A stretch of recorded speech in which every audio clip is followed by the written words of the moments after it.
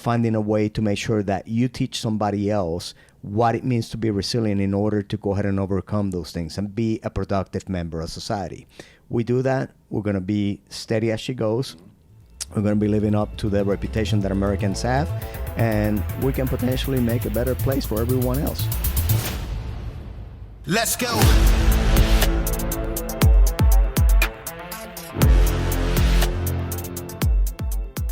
Welcome to Citizen. We got a really special guest today, former SEAC, that is the Senior Enlisted Advisor to the Chairman of the Joint Chiefs of Staff, Ramón Colón-López, CZ for short. Thank you for coming.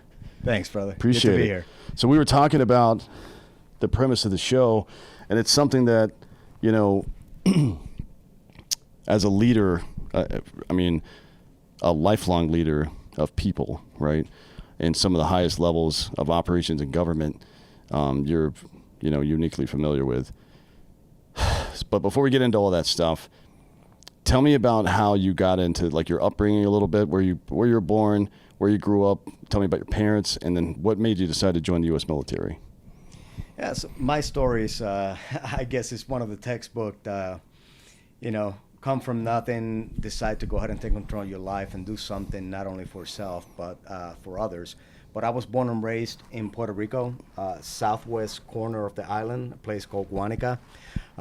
Grew up fairly poor. My parents were both blue collar, mildly educated. My father did a short stint in the Army. My mother at the time was a substitute teacher. And at the age of 13, jobs dried up on the island. We decided to just sell everything and move to Bridgeport, Connecticut. My parents previously had lived in New York City, in Queens, so they went back to a place where they were familiar with. That's a big culture shift from where in Puerto Rico do you live? So Guanica is a small coastal town on the southwest corner. Southwest, so like south of Rincon, 2 hours, give or take? So south of Rincon, you're probably looking at about an hour and 15 minutes. Oh, okay. Down south. Best surf break in Puerto Rico. By the way. It's kind of like there's a little mini rainforest down there too, right? Yeah, so actually, you have on the other side, on the east side of the island, you have the big rain forest, El Yunque, and very, very diverse ecosystem out there. But shocking to say the least, going from summer year-round to, very harsh winters up in Bridgeport. So we ended up settling in Bridgeport, went to high school there, and was given several opportunities that I took advantage of. One of them, being able to be put in a Catholic school by a priest paying for my tuition as long as I maintain a certain GPA. And then going to college and realizing that I wasn't doing much in college, and I decided to join the service to get some discipline and structure in my life. Okay. So that was the precursor of me joining the military. And so you joined the military, were you 18 or 19, 20? I was 19 years of age. Yeah. And you went into what career field? I was a transportation specialist, man. I was the person that shipped your household goods. Oh, wow. Okay. Yeah. And how long did you do that? Well, I did that for about 2 years. I almost got kicked out of the Air Force. Oh, shit. What happened? For being a wild ass. Well, and, basically too much energy, ended up getting into a fight, and, Article 15 almost, lost a stripe.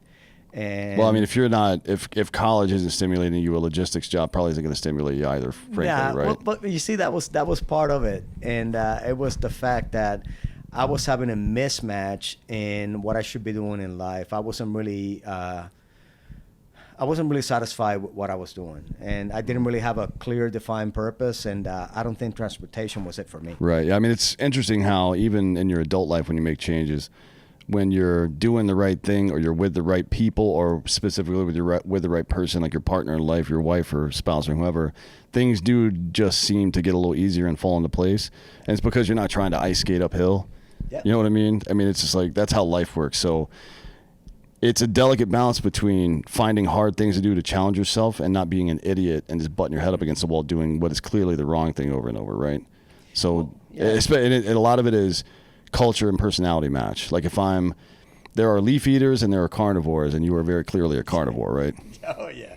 Meat eater all the way, man. Keep that a little closer. Yeah, meat eater all the way. Yeah. And so what happened after you got in a little trouble? You're in transpo, and then you make some other decisions, right? Well, it was at that time where I was once again struggling to figure out, man, is this really the place for me then? So college didn't work. The military clearly is not working. What is it that I need? And by chance, once again, I got to meet a PJ that ended up asking me if I ever thought about going into special operations. And I didn't have a clue what that was all about. What year was this? This is 1993. Okay, so Mogadishu's going on. Yeah. AFSOC community is actively involved in an engagement down there. Yeah, and to my surprise, because I didn't know anything about the career field, I grabbed that Airman magazine that had the story of Gathic Serpent with Scotty Fales and Tim Wilkinson and Jeff Bray. Yep. And I read that story and I was just like, I think this is a place where I can find that purpose. I mean, that's a crazy story. You watch the movie, read the book by Jim Bowden, or watch the movie Black Hawk Down or whatever, and you can see those guys on what is an active crash site, but also an active gunfight with a giant fucking saw trying to get their dudes out of that aircraft and get them out of there. It's like, man, and I remember our PAO. We had one PAO who we would be in gunfights, and this motherfucker's running around, no weapon, with a camera. I'm like, we might be crazy, but you're out of your fucking mind, dude. You know what I mean? So this, like, I mentioned that because AFSOC is unique for U.S. Special Operations in that it isn't direct action most of the time. It's like you're doing other stuff while gunfights are going on and bombs are dropping and shit like that. It's a different kind of person to be able to do that shit, frankly. Well, yeah, and it's a lot of critical thinking, to be honest with you. Under extreme stress, too. Yeah.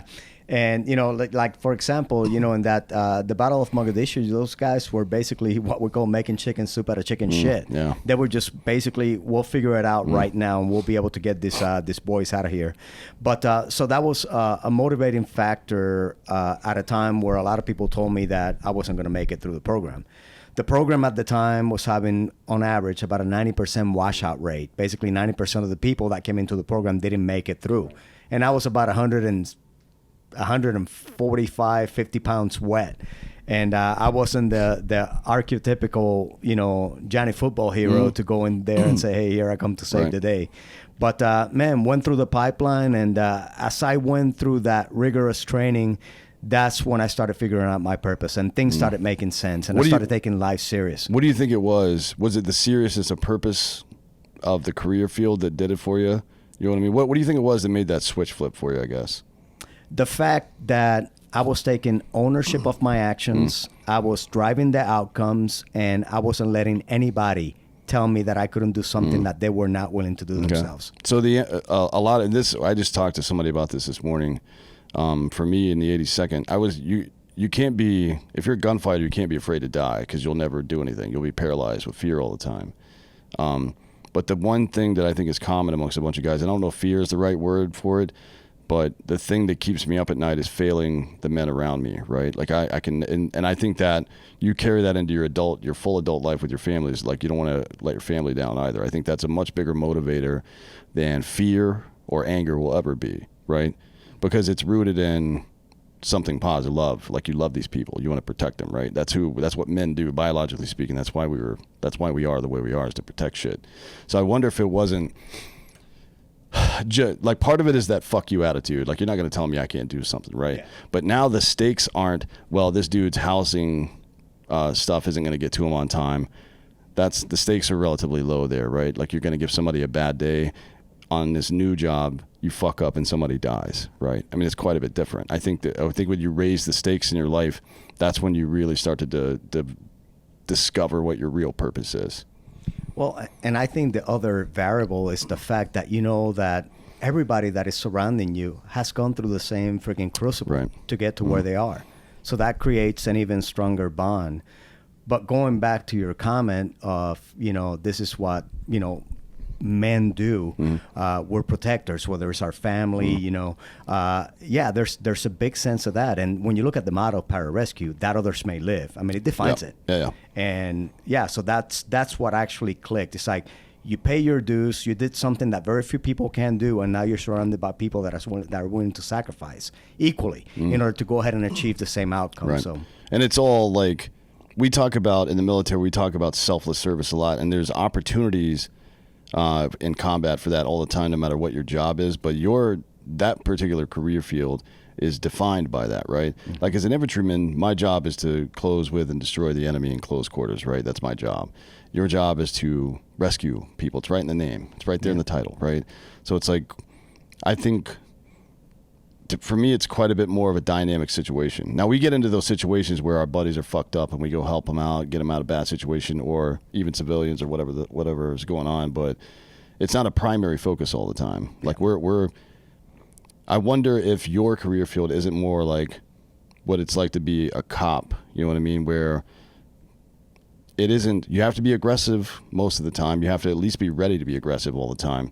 But it isn't always about the violence. You know what I mean? Most of the time it's about awareness in a lot of ways, right? Yeah. And it's just a much more complicated job than what I did, mentally speaking. Well, mentally speaking, you're absolutely right, because, I mean, in the military, I always tell people that it's fairly easy. You know, we get our marching orders, we're going to execute the mission, and then we debrief just to make sure that we didn't miss anything.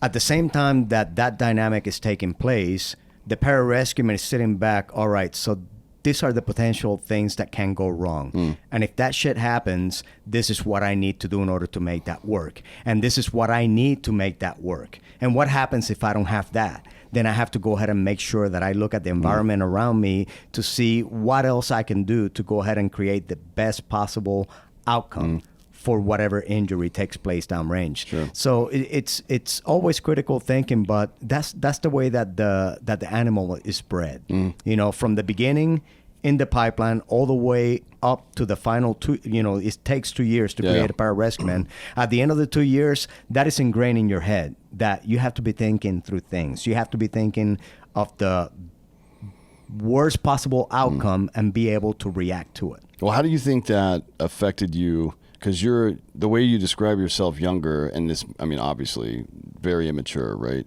But motivated, but immature. Like I think that's common, especially during the global war on terror. Is interesting because in the 82nd, most of the E5s are like 22 years old, right? Yeah. They're children.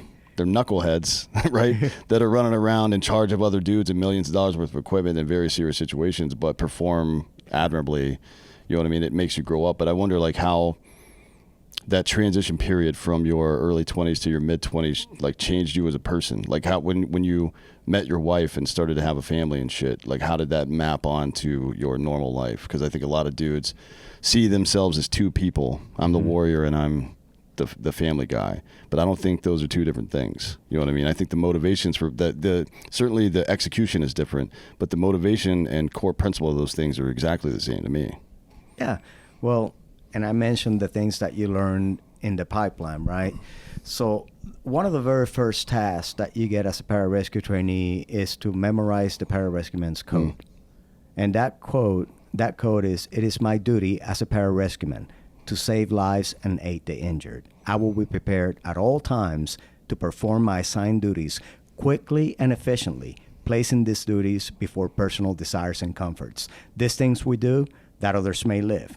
Now, when you look at that code, it is a roadmap for what your life should be. And to me, there was not a line between the warrior and the husband. I needed to apply the same amount of effort in order to go ahead and be successful in marriage and in combat. Right. Sometimes I came up short on the family side because, 20 years of fighting can create a lot of problems and a lot of issues. But to the greatest extent, man, that was my script for life. It was that code because I believed in it, because it changed my life. Yeah. I mean, that's the reason we have these ethos, to organize your life around. And it's why I'm not religious, but it's why people are drawn towards religion. Here's some examples of what it means to be a good human being, right? To be a good man, to be a good woman, whatever it is. Okay, fine, I can do that. Like we must as leaders communicate very specifically what we expect out of people. Setting expectations is really important. You know what I mean? It's like task, condition, standard. That's why we do it that way. But things have gotten a lot more fluid these days, right? It's like we're questioning what reality is. Things like that. It's bizarre. We live in the dumbest period in human history, I think. I agree with you. Yeah, it's like we have all the information possible. And the best example, other than the social stuff, is probably just diet. Like we know all that bullshit that the government said in the 50s about eating grain and low fat and all that bullshit was completely wrong. But people are still doing it now, right? Yeah. They still eat garbage food and they walk around feeling like shit all the time. They can't figure out why. Heart disease is still the #1 killer in America for no fucking reason other than our own stupidity, right? It drives me crazy. It drives me absolutely insane. And even in the middle, you go into a chow hall sometimes, you're like, what the fuck is this? This should not even be available here. You got like boxed juice and fucking donuts, like, what is it, Otis Spunkmeyer fucking muffins and shit? Get that out of here. That's processed nasty bullshit. It's still there, man, on the menu. How is that possible? Well, why? Why is that possible? Well, and that is part of the problem, right? To where we institute things, and because we attach a budget to it, then we must always do it for the long run because this is what we got. But I will tell you that the food in our military chow halls is probably the worst. And why don't we have a career field that grows food for us on the fucking base or something like that, right? We're working on that. We're working on that to revolutionize the way that we feed the machine. Because logistics win wars, right? I believe Patton said that. Am I right about that? I think it was Patton that said that. Soldiers win battles, logistics win wars. Yes. I believe. And but if you look at the amount of money that we spend on weapon systems, you know, take the F-22 and the F-35 as an example, the tail end of that thing to the helmet, you know, an obscene amount. But we're always falling short on how we take care of the human weapon system. And a lot of that is the fuel that goes into that system, and we need to do better by our people. And when you look at the problems that society is having with obesity and disease, and the fact that we don't have enough able young men and women to come into service because of that, man, we need to go ahead and change the habits from the beginning. 77% of 16 to 19-year-olds are ineligible for military service because of their physical condition. Yeah, it was actually 19 to 26 years of age. 19 to 26, sorry, yeah. It's still in the high 70%. That's... What the fuck? It's mind-boggling. But even when you get in, let's say you're marginal, you're on the borderline, but you're good enough to get in, you get in, your lifestyle isn't changing enough to make you elite, right? If you're going into the fucking chow, and if you're an E1 to E3, maybe even an E4, it's not like you're going out and buying your own food because you don't have any money. You know what I mean? You're making like $1,600 a month. So you have to eat that stuff. So you're saying there's at least some discussion about growing our own food. Not discussion. There's action. Okay. Yeah. Can you talk about what it is? So right now, you know, the way that society is, so a lot of our youth, you know, the technological age, you know, they're very introverted. You know, they're not the social. They don't like to go out to the rec center and hang out with their buddies. They like to be in their rooms. And that's part of the problem because they will go ahead and get that crap from the chow hall, bring it to the room, and then eat that and eat their game and play their video games. What we're looking at doing is, number one, changing the supply chain system of the type of quality of food that goes into those chow halls. Number two, make it accessible for people to where you have a satellite kitchen, just like they do at the airports right now, to where you can pick certain healthy choices in there, and it's right there in the barracks, to where you just walk down, and man, you order it, and then it comes in, and then you go ahead and eat it. And then the other thing is the field rations as well. What else can we be doing with the technology that we have today to have things that are worthy of human consumption? Right. Stuff that's freeze dried instead of preserved, for example, is really good. So the difference is at its peak freshness, you freeze dry something, it can be rehydrated and eaten without any kind of detriment to the body. Whereas you add preservatives and fake sugars and things like that, and it fucks your body up. It doesn't even take that long. In a couple of years of sustained exposure to that, your body chemistry changes. Your body loses the ability to process sugar correctly, for example, which creates type 2 diabetes downstream. You know what I mean? It's like all these things that we know for a fact. These cancers and everything else. Yeah, which is, luckily we have Hunter 7 Foundation. Chelsea's out there getting everybody Chelsea's squared away. Same, man. Yeah, but like she is a crazy person. Luckily, she's getting people squared away. But she can't. An ounce of prevention is worth a pound of cure here, right? Absolutely. We've got to do better about this stuff. And even having a career field that is like a farmer or some shit. Like you grow food or have chicken so we can have real eggs instead of weird powdered eggs in a bag or whatever the fuck that shit is. I don't know what it is, to be honest. It's fucking horrible. Yeah, it's gross. It's definitely gross. I just don't know what exactly is in there. I think I want to snatch one and send it off to a lab and see what's actually in there. Oh, yeah, and you'll be afraid what you find. But yeah, so there's a very, very strong initiative to be able to do that. And while I was a SEAC in the seat, and I took this over from my predecessor, John Wayne Troxel. There's an initiative called Total Force Fitness, and nutrition is a big part of it. So I, as a retiree right now, I'm putting a lot of effort into getting that right. Because we need to go ahead and set up our future generation for success on the battlefield, and to make sure that we have able bodies to be able to go ahead and do what the nation needs them to do. Yeah, so we do these panels here every year, me and Tim Kennedy and a couple other people.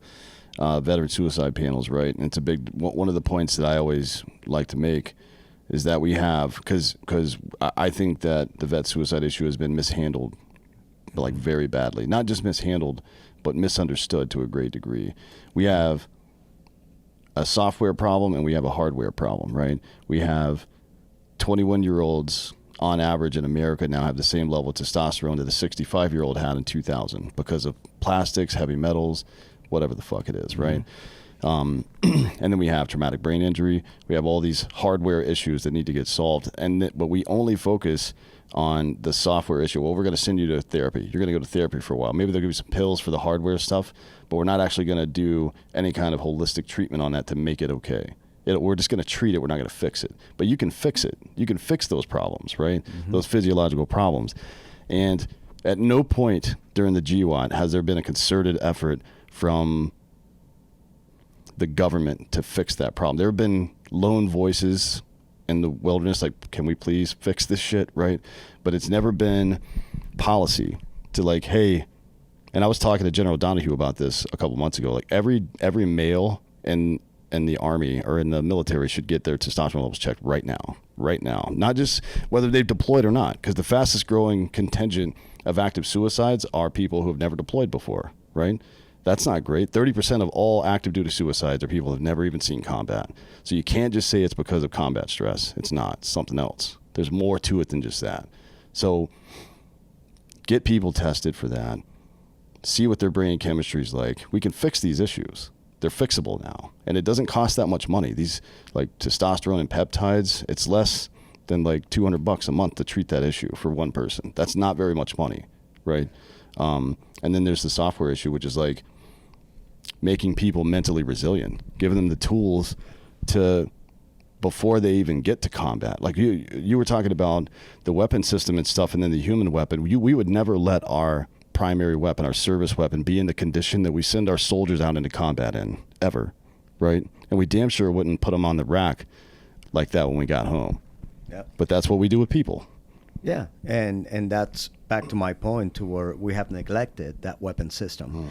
And, another thing that I was doing while I was a SEAC is bringing that same awareness to where, it's the definition of insanity. Thinking that we're going to keep looking at the same graphs and everything else and just admire the problem instead of doing something about it.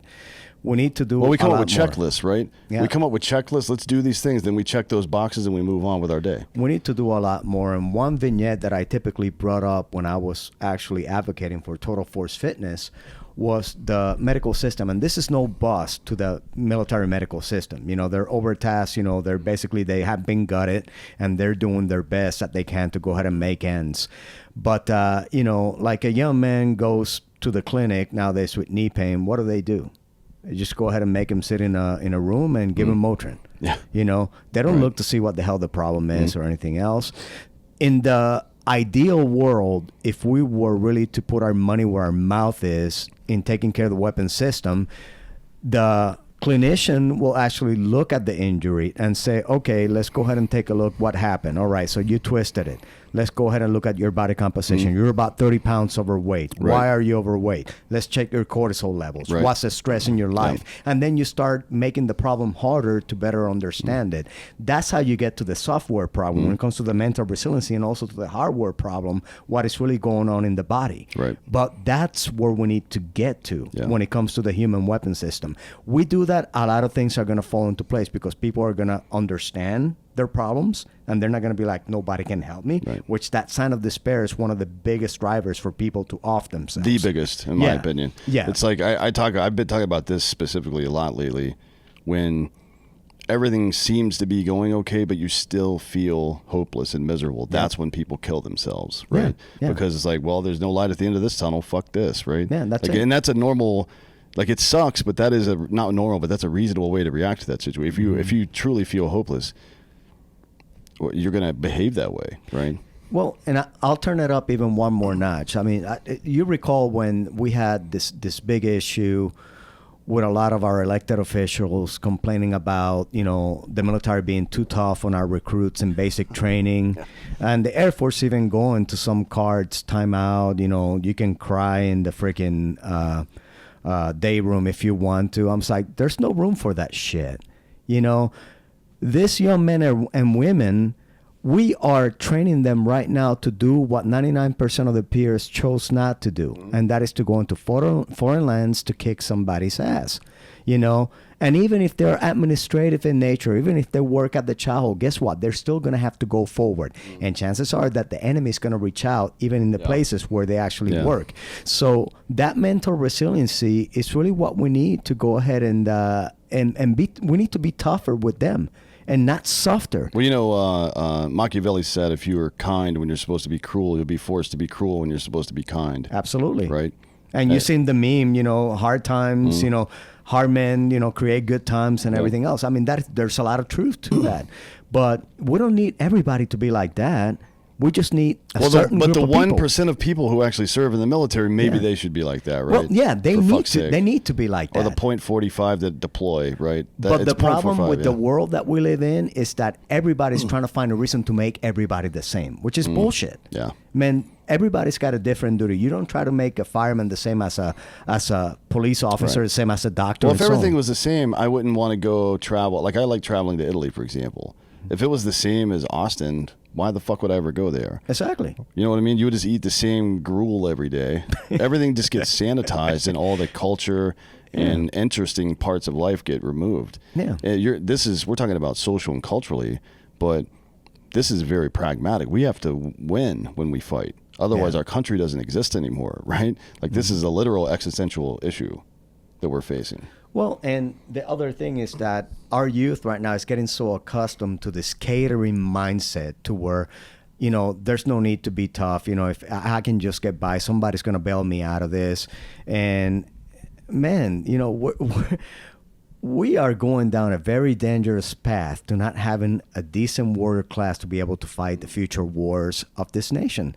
And people got to realize that, freedom hinges upon the actions of those young men and women going forward and going ahead and going against an enemy that is determined to go ahead and reverse that. Right. Yeah, and it's, we're in pretty dire straits right now, and I hear people talking about it. Definitely you and Troxel, a lot of people, former senior level military commanders are talking about it, but then there's a lot of people that are still in the military, still in politics, who are saying the opposite of that. Like, we need to make the military more inclusive, for example. Now, I think the idea of representation and inclusivity certainly has its place. And you brought up an example of it the other day. We're recording Wednesday the 23rd. We're 150 years to the day after the first female doctor got her medical degree in the United States, right? Can you tell that story? Yeah, so you're talking about Elizabeth Blackwell. So here's an immigrant. So there's a good story here on how our society is also being bred to just go ahead and embrace the doom and gloom of things and not the good things that come out of it. So an English immigrant that comes to the United States, she had a lot of motivation to go ahead and take care of people. one of her good friends, another female, is on her dying bed, and she's the one taking care of her. And as her friend is dying, she tells Elizabeth, you know, I wish you would have been my doctor because you understand what I'm going through. Male doctors don't. And there's a lot of truth to that because a male cannot really relate to a lot of the problems that females face. So that was the motivating factor for Elizabeth to go to medical school.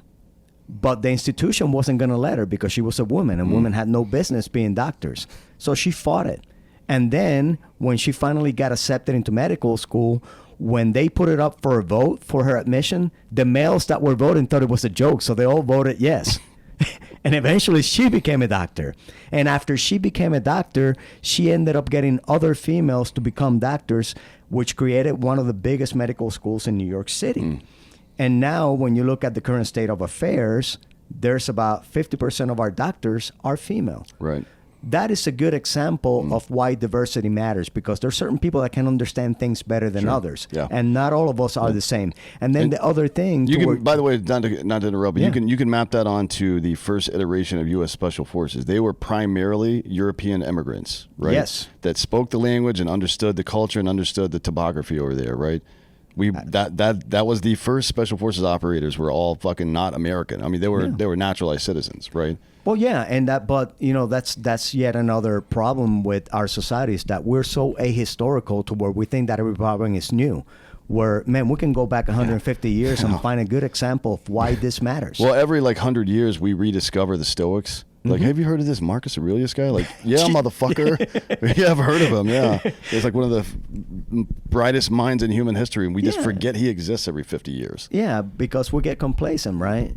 And, you know, people tend to take a 5-second soundbite or a headline, and they're making that their shorthand for critical thinking, which basically you talked about the dumbest period of our society. It's because we're getting intellectually lazy. We don't like to get into the details or the history to better understand what is really going on. Well, that's why I like that. That's why I think podcasts have been a really big part of this Overton window shifting back to normal a little bit, because people are starting to have, you know, we only do an hour and a half typically on our shows, but some of these guys are doing like multi-episode, like Sean Ryan, Joe Rogan, they're doing like 3-hour episodes, really getting in to the subject matter so people can, you know, it's hard.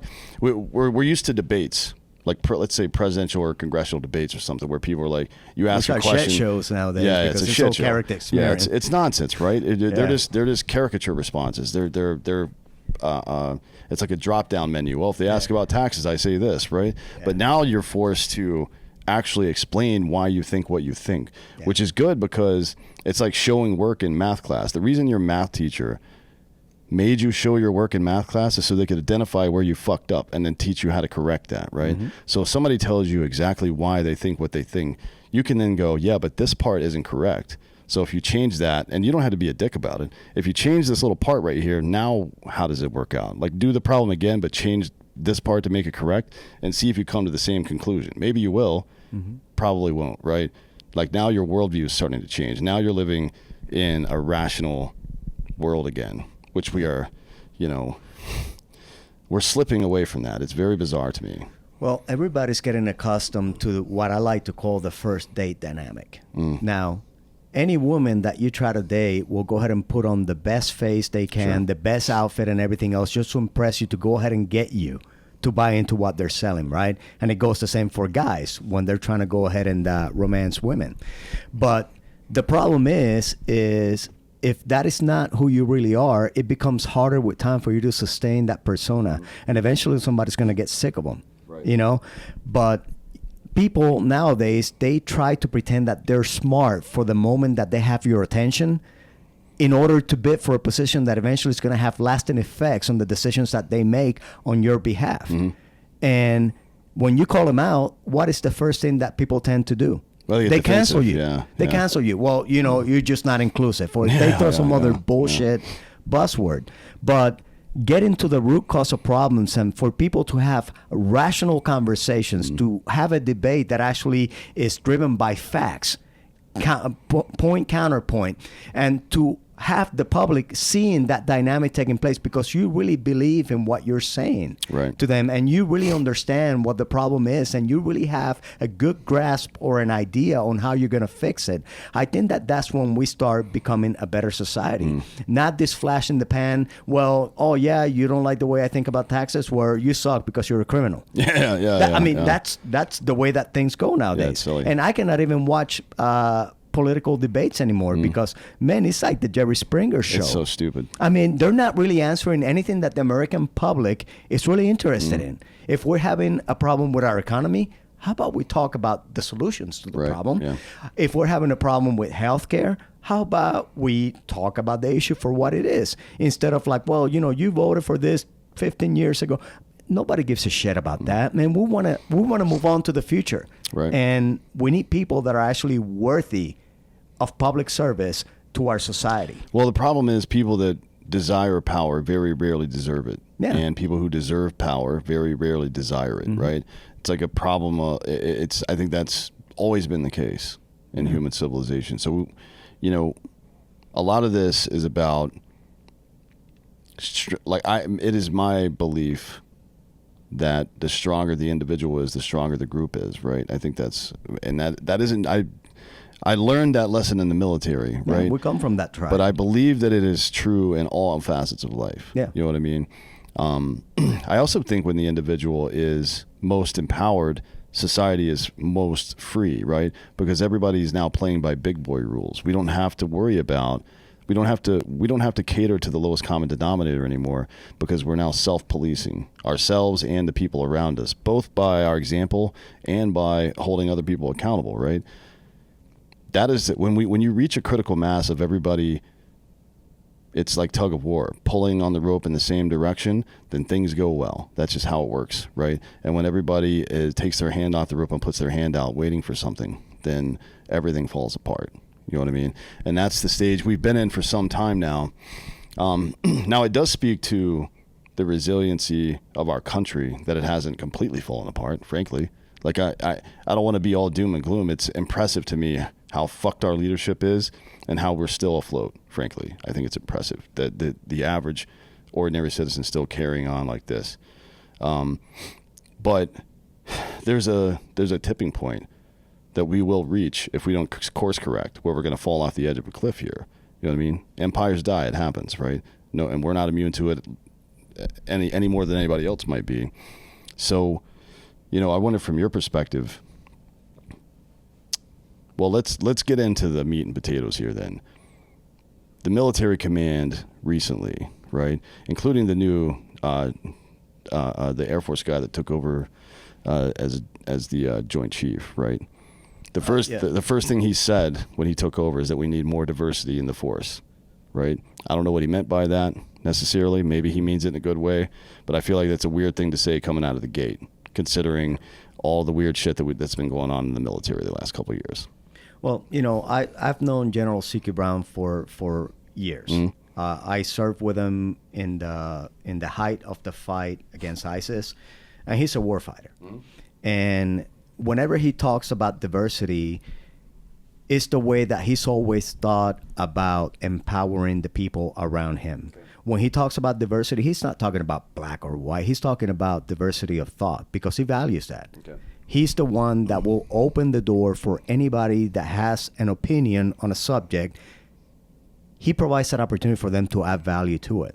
But that is really what he means to it. But a lot of people, you know, it's almost like, you know, certain words that actually spike your attention. Woke, you know, diversity, you know, all of these other things that actually like have this negative connotation to them tend to tip us like, man, is he talking about this, you know, this poster of, you know, we're going to have mediocre people just because they look different, they're going to be part of it. Right. No, that's not the way he looks at it. And I know that for a fact because I know the man himself.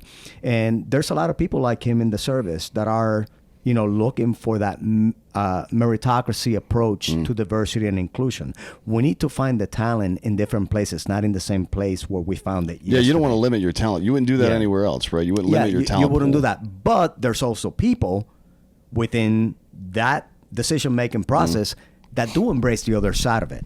And Sure. they're more concerned about the flash in the pan. This is how I'm going to fix this so I can go ahead and pat my resume and move on. And you have to be really, really worried of those people. Yeah. It's really weird to me that the Navy has a chief diversity officer. That's weird as fuck to me, to be honest. And this guy, I don't know if you know him or not, but he is a DEI guy, which is DEI is insane. It is the cancer for meritocracy. Now the military has to be the ultimate meritocracy because the stakes are life or death, quite literally. That's not hyperbole. The stakes are life or death. So I know people react harshly to the word diversity, to inclusive, whatever the fuck like that. If it is a person like what you're talking about with the chairman who is trying to broaden the talent pool as much as possible, that has to be something that can one, be articulated to people clearly, and two, that people, even though they're anti-DEI or whatever the fuck, you have to accept that because that's the right answer. Like if you had the opportunity to interview 100 people, or you had the opportunity to interview 1,000 people, and you had the ability to do both, you have to fucking interview 1,000 to get the best person, right? That's how fucking math works. It's statistical. So, don't let I was talking to BJ Baldwin about this morning, actually. Just because you don't agree with somebody's solution to something doesn't mean there isn't a problem, if that makes sense to you, right? It makes perfect sense. So like when people were saying all the anti-cop shit in 2020, 2021, everybody just wanted to say back the blue and whatever the fuck else. And like, all right, cool. I support cops, good cops that do good shit. But is there a problem in policing? Sure, they're not trained well enough. They don't have the funding or the time to get trained well enough. We are gunfighters, right? Like I don't even know how many rounds I've shot in my life. The reason we're good at it is repetition. Yeah. But repetition and then exposure to stress during that repetition. So we go out into a gunfight and we look like we're better at it and faster at it than we should be. What are you, a crazy person? You don't know. You're not afraid. No, I've just done this a bunch. It's literally all it is repetition. You give those cops the repetition and shit, then they can become better at their jobs, right? If you defund them, they get worse at their jobs. Yeah. That's fucking stupid, right? So yes, I agree that their solution to it is stupid, but any reasonable person would agree that cops are undertrained, I think, right? So there's just because you don't agree with that person's solution doesn't mean there isn't a legitimate problem going on there. Well, and the other thing is, the pool of people eligible, because, when you look at first responders, that's the same pool of people that we're competing with for military service, because they need to be able bodies to be able to respond to crisis. But, the problem with most people nowadays is that, again, going back to the cancellation point, we're going to stop it until you get it right. Who's going to do the work if you stop something? You do not defund an organization for the actions of a few. Hell, let's defund, Congress or Senate right now. Because I would love to. Well, I mean, but I mean, it's the logic. And I'm not saying that we should, because then the government still needs to work. Look what happens when we have a government shutdown. We have been basically the recipients of that ass pain every year on the continuing resolutions. But we need to have an actionable body that is able to go ahead and continue with progress. And we don't need to like every action that takes place, as long as we have continuous progress. It is when we become stagnant or when we regress that I really have a problem with certain people doing things. Right. Now, you mentioned diversity, equity, and inclusion officials in certain organizations. I have seen some get it right, and I have seen some get it grossly wrong. And people tend, if you look there was an organization here recently that I actually provided advice to when it came to diversity and inclusion. And they were talking about, it's like, well, we don't have enough females, we don't have enough, blacks, we don't have, and I'm like, well, does that matter? I mean, so I turned to the CEO and I asked the CEO, it's like, all right, so whose company is this? It's like, it's your company, right? Who drives the mission statement and the success of that? It's your vision and your mission statement, because you own it. Now, are you going to hire people that look different and fail at that just to say that you're inclusive? Or are you going to go ahead and have the best talent possible to realize those goals that you have? And if you do have the best talent possible, Does it matter whether they're male, female, of color, or whatnot? No, it does not, as long as your mission gets fulfilled. Sure. That's what meritocracy is all about. I brought this up over here because when I was having the diversity and inclusion, I want you to take a look at this as we're doing that. But I mapped it out.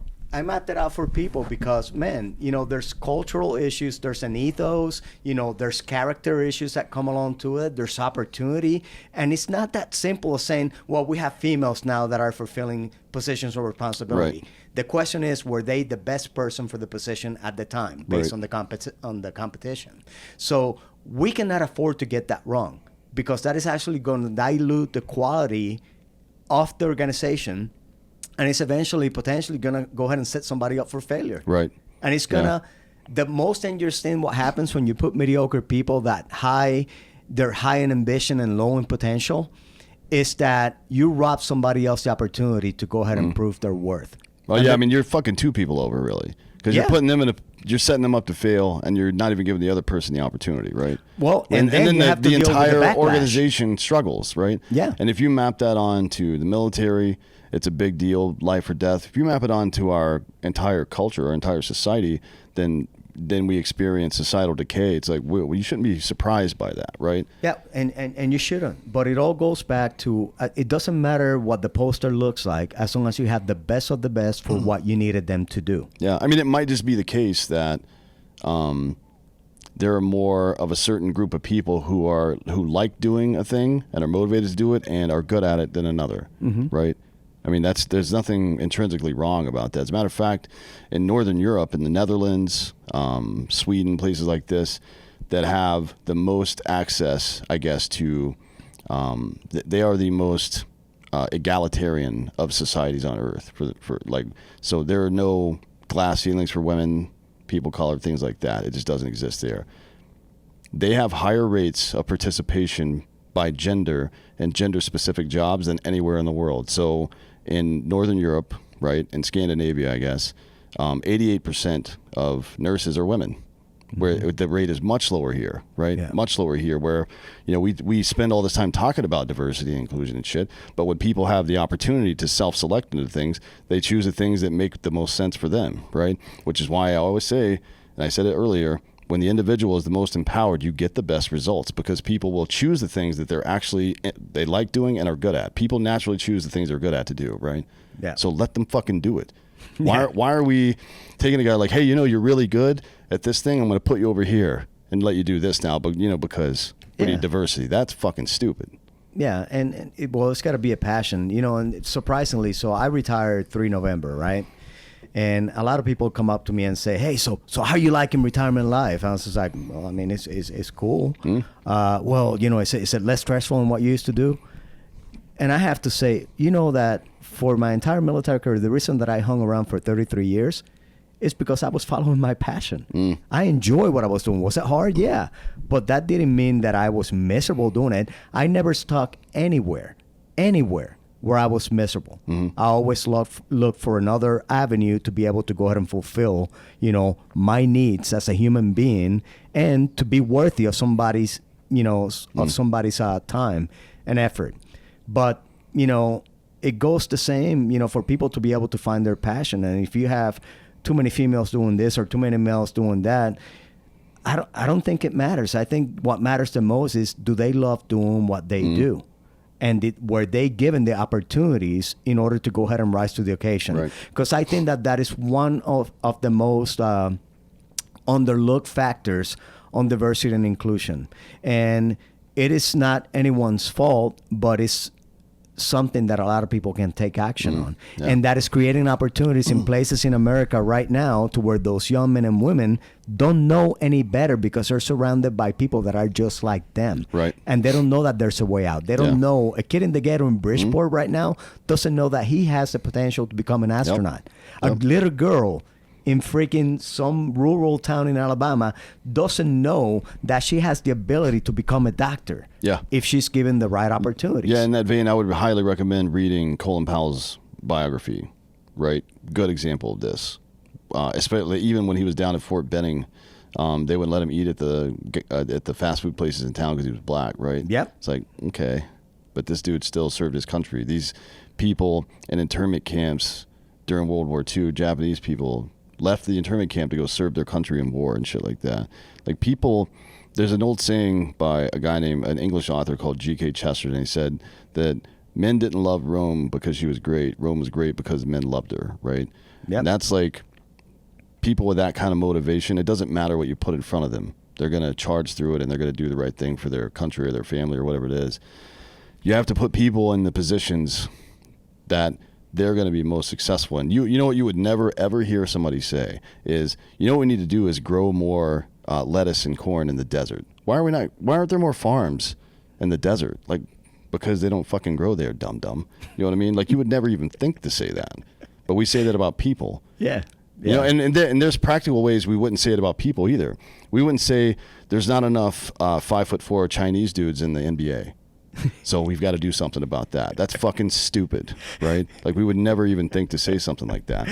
So you like maybe that's reductive to some degree, but you do have to apply that same logic to people. People choose, like some people are naturally suited to do certain things, but then, you know, based on their upbringing or their interests, they get into a position where, like yourself, for example, there are a lot of dudes I know who work in like as pack clerks and truck drivers, all kinds of jobs in the military, right? And they are perfectly happy doing it. They like it. They like serving their country.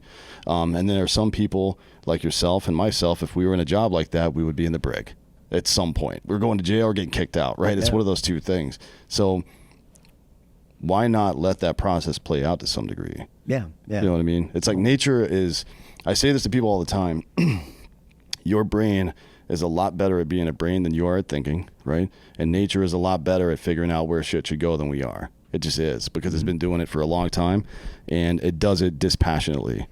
It doesn't have feelings to get hurt. It just, the right thing happens, right? Definitely. And, you know, if you let the cards play out and you at least make people aware of the options that are available to them, man, it's for them to choose. Right. You know, but you don't have to force things on people. I mean, they eventually are going to do whatever they want to do. But at the end of the day, you know, you cannot be bitching, moaning, and complaining just because you didn't do the work to get to where you needed to be. But so here's one problem I really have. We spend a lot of time these days talking shit about the next generation, right? Gen Y, Gen Z, whatever the fuck they are. I don't know what they are anymore. We spend a lot of time like, oh, they're lazy, they're not motivated, they're whatever this. Like, okay, well, we made them. Yeah. We made those people. They're our children. They're our fucking... we did that, right? So what level of responsibility are we going to take? And you could see that as doom and gloom, maybe. But the good news is whenever you drill down into a problem and you find out that you're responsible for it, you should always see that as good news, because now you can fucking fix it. Like, it is in your power to fix that now. And it's in our power to fix it. Our education system needs a complete overhaul. The fact that we're, you know, not teaching kids life skills, we're not teaching them resilience. Mm-hmm. If we're gonna teach them foreign languages, it should be from ages like 6 to 12 and not from fucking 14 to 18. Do you like this? I can't ask you guys this question because you spoke languages before, but for some fucking cracker ass dude in South Carolina that doesn't know any foreign languages, trying to learn a foreign language at 14 in high school, it ain't happening, dude. Nobody remembers a goddamn thing they learned in high school, language-wise. But if you start in first grade, that kid will learn that language. Military couples do it all the time when they live abroad. I mean, we have, you know, kids. That's why half the fucking agency back in the day was all kids that grew up overseas. Yeah, I mean, they learn it. They're sponges, man. Mm-hmm. But, you know, I never ill speak of, you know, this generation. Just because at one point, you know, I had some old sergeant major that was like, yeah, you guys nowadays, you know, back in my day, man, it is life. It's what happens. We change, we evolve. But the one thing that I know about the current generation that is 70 is that they're capable, they're trainable, and they're smart as fuck, man. They are smart. They have all that information. We just need to unleash them to do what they need to do. Yeah, we need to get them in outside, right? Yeah. Use those so... They have learned the Socratic method, how to problem solve on these devices. Mm-hmm. We just need to get them into the woods and let them figure out how to do it there too. It's not going to be very difficult to do this, by the way, because they already have the skill set. You just have to translate a little bit. Yeah. All right. So like, you know how to do X, Y, and Z on your machine here. let's go out and do it. Let's go learn how to start a fire, right? Or whatever the fuck. Like these are practical skills that you learn. And again, something I was talking about earlier this morning, there's a lot of new research out now that shows physical roughhousing with your kids at a young age makes them more confident and resilient later in life for whatever reason. There's a lot of reasons. One is low-level conflict resolution, so they don't have a generalized anxiety about conflict. They make eye contact with people. They shake hands, yes sir, no ma'am, shit like that. They're not like, okay, yeah, I'll do that, and just staring into the device the whole time. They're not walking around like ostriches with their heads buried in the sand. And then they don't fear low-level violence anymore, right? Which is part of life. You bump into people in a crowd, and you're like, oh, now I got to fight this guy? Like, no, you can just keep walking, asshole, you know? That's it. Just the ability to manage cortisol specifically. The one thing that separates tier 1 and tier 2 operators away from everybody else, even in the military, but everybody else generally speaking in society, is their ability to burn cortisol at a much higher rate. This is a quantifiable fact now. If you take the average super athletic gym rat from off the street who's never been in the military, and then you take let's say a first group sniper, right? Mm-hmm. That first group sniper is going to burn cortisol at a 30 to 40% higher rate than that dude who's in perfect physical condition, right? So it isn't just about being in shape. It's about your mind being in that shape too. Okay, so and that sets you up for success in life. Yeah. Well, this is just an example, and this is just probably, one generation back. When I was the commandant of the PJ school, I could tell who had been in a fight and who had never been in a fight, right? So when we did combatives, I will call 2 people to come forward. Like an Oklahoma drill in football, right? Basically, yeah. So what I will do is, like, I want you guys to pay attention to what's going to happen here. I will go ahead and slap the first guy. And if they actually went like this, I was just like, you see that? Just created an opportunity to get their ass kicked. Now, somebody else that had a fight, when you smack them, they're going to square right back. It's like, oh, wait a second. What are you doing? This is where I need you guys to be. Right. Because this is going to be your life from now on. So you can teach that to people. Sure. I mean, and that is not assault. That is training. Yeah. And if you start, the earlier you start, the less force it requires to teach that lesson. Yeah. Right. So we are doing, like, if you love your country, and I'm fucking serious about this. I'm not trying to be a dick or anything. If you love your country, you want to create strong, resilient children. I'm not telling you to hit your kids, obviously, but fucking go take them to wrestling. Put them in jiu-jitsu, but like take them to WWE, literally. Take them home and body slam them on the fucking bed and shit like that when they're 3 years old. You know what I mean? Like it builds that from a very low level. So when they get to basic training, or when they get out into the real world, then they go to college or get a job or start a business, and things go wrong one day, they don't have a fucking meltdown. They're just like, oh, that went wrong. Yeah.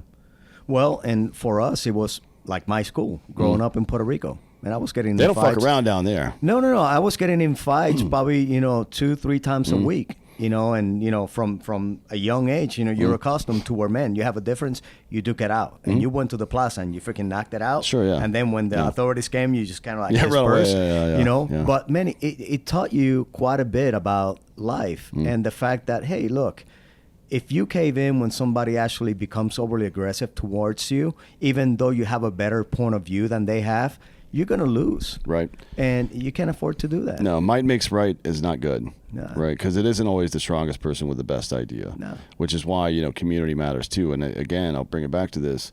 The stronger that individual is at the lowest possible level, the stronger we all are. Think of it as links in a chain, or however you want to, do the metaphor. But it is a universal truth that's the way it is. It is. It's collaboration, it is teamwork, and it is a common understanding of the greater good. Yeah. So you, after all of the negativity from DEI, and I think most of it comes from the critical race theory stuff that pisses people off, but diversity, inclusion, especially like you said, of thought, you're tackling a problem in Western culture and to some degree through your consulting in corporate America that is like, okay, you're close. You've got the right general idea, but your execution's fucked up. You're doing it wrong, right? Mm-hmm. Your idea's okay. Here's how to do it correctly. I think that takes a lot of balls to do that, to be honest, because a lot of people watching this who would hear like, oh, CZ's out doing fucking DEI presentations to people. What the fuck? Thought he was a good guy. You know what I mean? Or something like that. Yeah. It's like, yeah, but you got to drill down and listen to what he's actually fucking saying, man. No, yeah, he's and giving that's- people an organizational structure to Yeah. make good decisions in their hiring practices. Well, and again, a lot of the training doesn't mean promotion of some of the stupid stuff that is going on out there. Right. Training means helping people understand the true value of it. And we talked of Elizabeth Blackwell. That is a perfect example of why diversity works when it's right, because you're unleashing the power of somebody to be able to do that. And I put that in front of you so that you better understand where I'm coming from when it comes to this diversity and inclusion stuff. Yeah. Because there's a lot more, it's a complex problem, but it's not about the optic. It's about the value Sure. and what people bring to the organization. Yeah, and thinking about it, you know, I think a lot of guys who've been in the military will understand this. Some people grew up in places where they didn't go out in the woods a lot, right? Like I remember, well, actually, some of them did, but I guess like somebody that grew up in a city, right? Yeah. That didn't understand what it was like, and then you have some kid from Tennessee that's a private in your unit, like, hey, and he's like, don't worry, I can fix your truck right now, dude, in the fucking barracks parking lot. You don't have to go to the mechanic. You're like, oh, shit, okay. This guy's got some unique experience. And, yes, in some ways, it's tied to his culture and upbringing where he grew up, and maybe his race to some degree. Maybe it's tied to that because of experience and culture and shit, but it isn't because he's white that he knows that. It's because of the experience, right? Yeah. So you got to parse that. It's the experience and education and knowledge that matter. And then the motivation as well, right?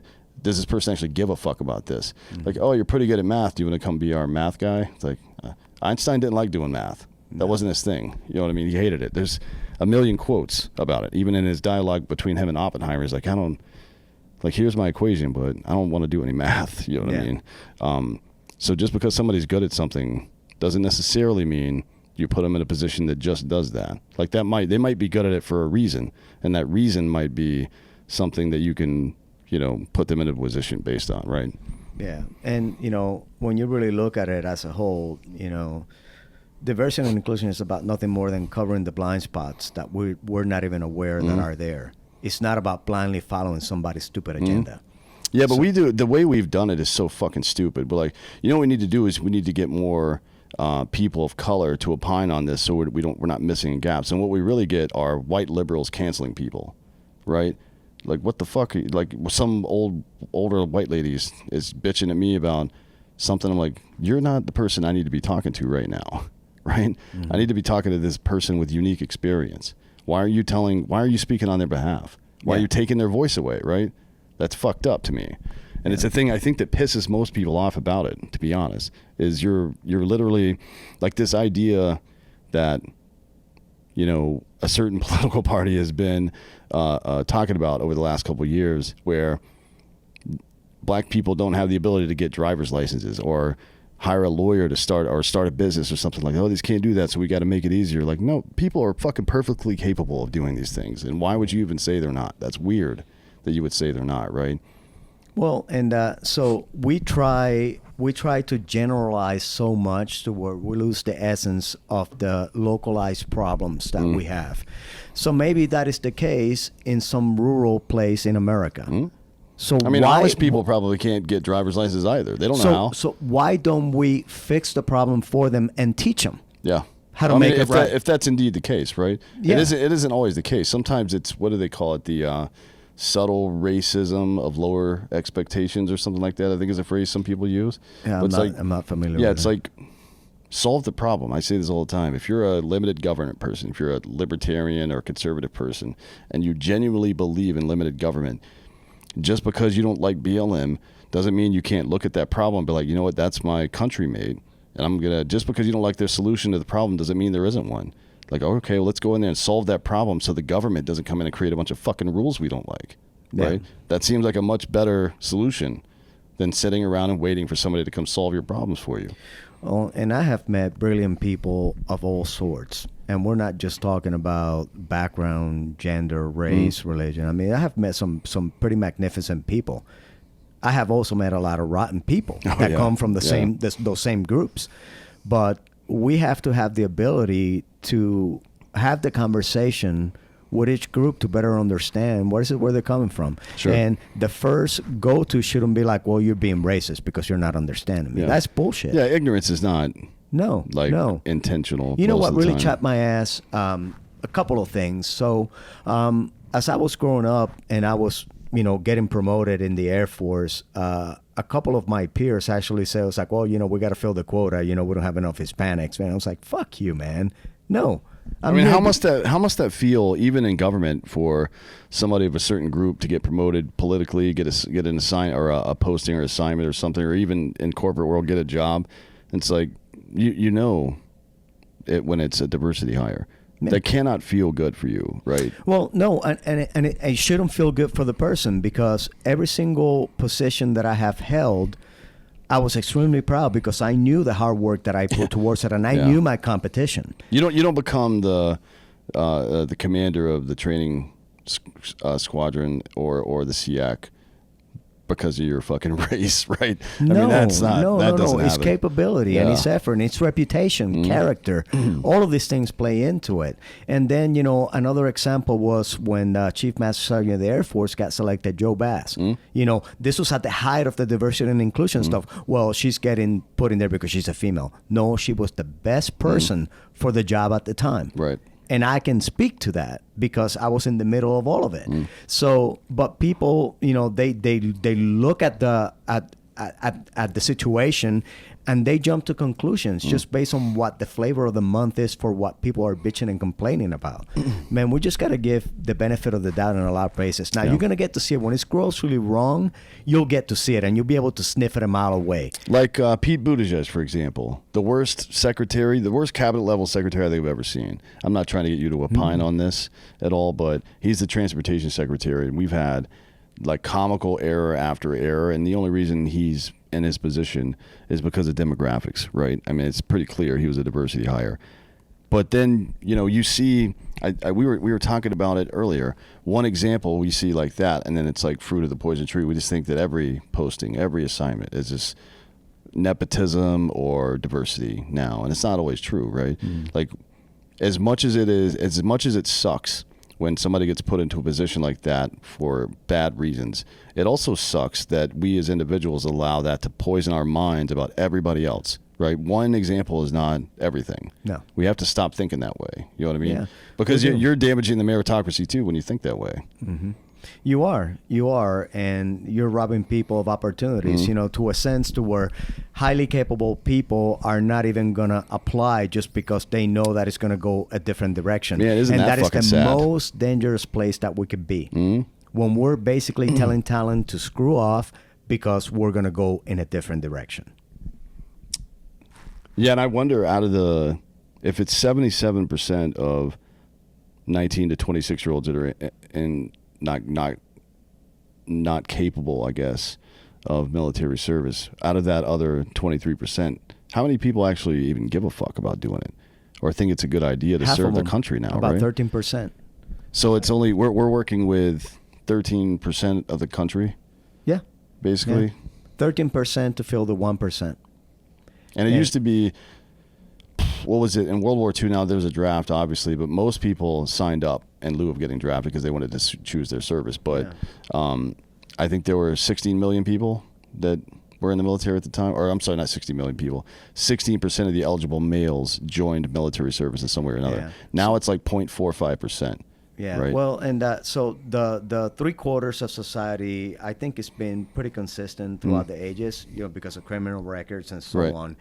The problem that we have right now is that there's a lot more health-related issues that are impacting. Basically, it's not a matter of choice. It's you can't. You literally can't. Yeah, you really, really can't. What is that, 4F, I guess? Right? Well, yeah, and then the other part of it is the propensity to serve. I was at a forum one time, and there was a general officer that actually stated that, in today's environment, I wouldn't let my daughter serve. I'm hearing that a lot, actually. Well, so that used to be the best recruiting tool was you and I would send our kids to the fucking military. Exactly. Pasha would send his kids to the military. So this flag officer said that in a public forum with a bunch of junior people. So my first inclination was just to shoot her straight in the face right there. But I said, you know what? Take the high road. I pulled her off the stage afterwards, and I said, ma'am, you realize what you just did there? Telling that group of young people that you wouldn't even let your daughter serve. You are a general officer. Right. What are you doing about the fucking problem? Instead of saying that I'm not going to fix it and I'm not even going to let my kids come into it. Yeah. You are part of the problem. Yeah, I remember my one of my first sergeants, Kenny Johnson. He ended up being working down at the School of the Infantry on his last billet, I think, as a sergeant major. But he told me one time, if you're in an environment where you don't like how things are being run, then you work harder, get yourself into a position of leadership, and then you start making fucking changes. You make the change, right? Yeah. And it's like anything else is quitting.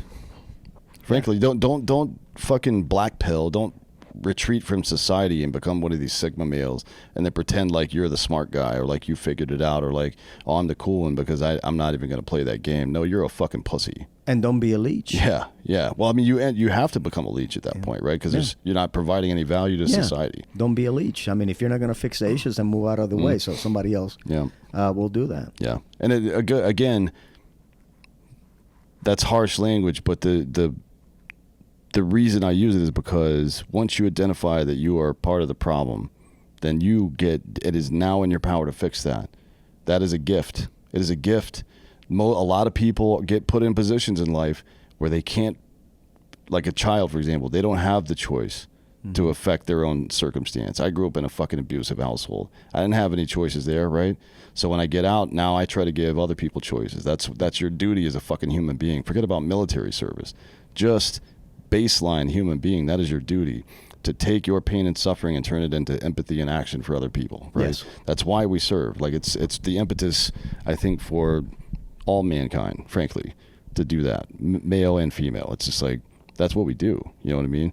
So do it or don't, but don't fucking try to high road anybody. Don't pretend like you're a good person if you're just tending to your own desires, because you're not. You're a piece of shit, frankly. Well, yeah, and, add value to society, and then don't complain about society when you're not doing your part to go ahead and make it better. Yep, 100%. So, well, look, this has been a great conversation. I really appreciate you coming today. If there's anything you could leave people with today, what would you have to say just, for people moving forward in American life? One thing that I would like to say is for everyone to be more accountable about what they can and cannot do. Be respectful of the people that actually have those positions of responsibility that are working hard to go ahead and make things better. And be responsible for your own actions, your home, the people that you own, the upbringing of your children, the values that you institute on them. Because at the end of the day, that is what matters in America. It is the individual that eventually creates an environment, whether it's via influence or by collaboration or membership, that eventually becomes the norm for everybody else. But unfortunately, there's too much negativity out there. There's too much victimhood.